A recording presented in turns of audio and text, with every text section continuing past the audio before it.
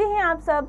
आशा करते हैं आप बहुत अच्छे होंगे, स्वस्थ होंगे और अपनी अपनी पढ़ाई में व्यस्त होंगे। तो चलिए बच्चों, आज का हम अपना पाठ शुरू करेंगे। आज का हमारा पाठ है लिंग। हम लिंग के बारे में पढ़ेंगे। पार्क में लड़के गेंद से खेल रहे हैं, लड़कियां झूला झूल रही हैं, कुत्ता पेड़ के नीचे सो रहा है, माली पौधों को पानी दे रहा है, सूरज चमक रहा है।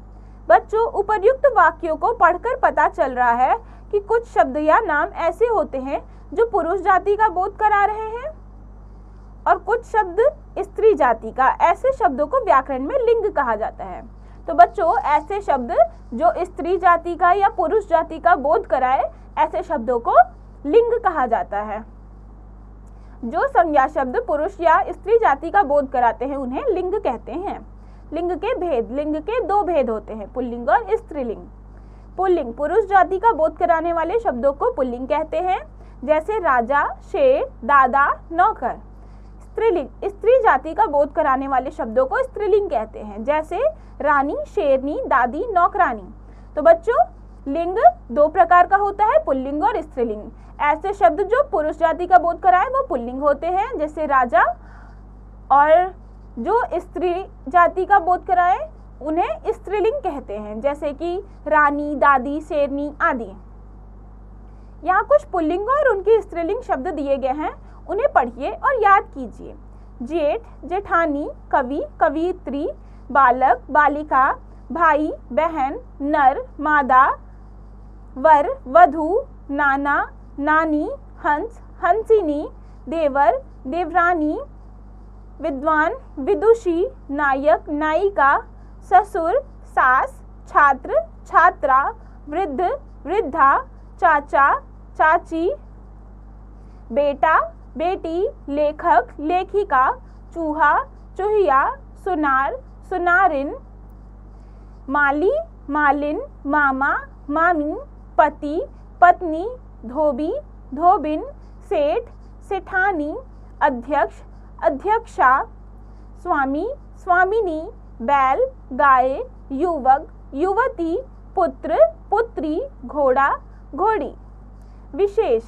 महीनों, दिनों, पर्वतों और देशों के नाम पुल्लिंग होते हैं।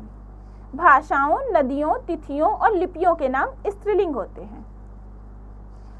कुछ शब्द सदैव पुल्लिंग या स्त्रीलिंग होते हैं। सदैव पुल्लिंग: पेड़, कंप्यूटर, फूल, भारत, पहाड़, फोन, चार्ट, गमला, दूध, ताला, झरना आदि।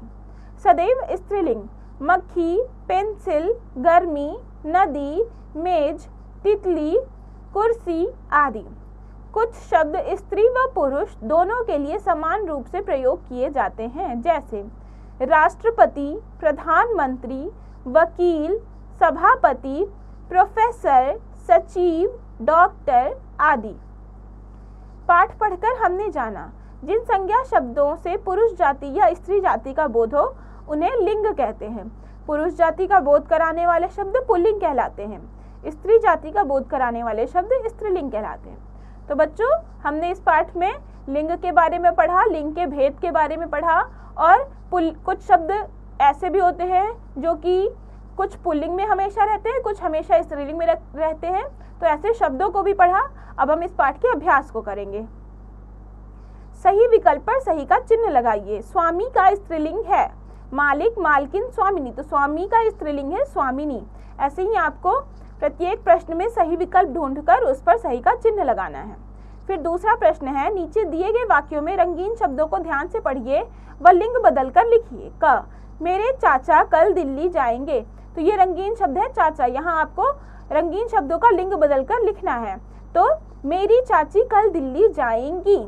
ऐसे ही आपको बाकी के वाक्यों में भी लिंग बदलकर यहाँ वाक्य बनाकर लिखना है।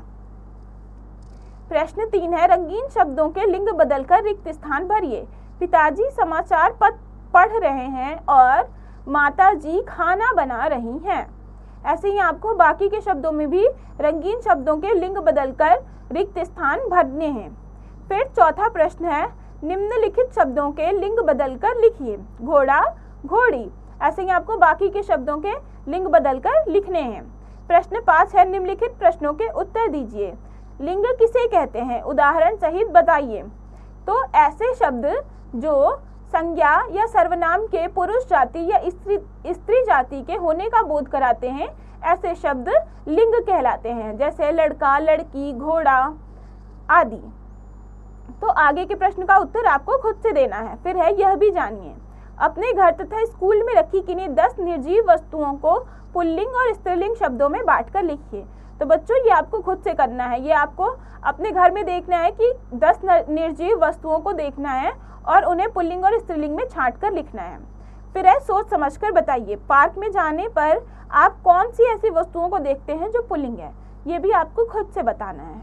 अच्छी बात, लिंग के आधार पर कभी किसी को कमजोर या पिछड़ा हुआ नहीं समझना चाहिए। तो बच्चों ये पाठ यहाँ खत्म हुआ। हमने लिंग, स्त्रीलिंग, पुल्लिंग के बारे में पढ़ा। अब आप इस पाठ को खुद से पढ़िए, समझिए और इसमें दिया जो है उसको याद कीजिए और इस पाठ के अभ्यास को खुद से कीजिए।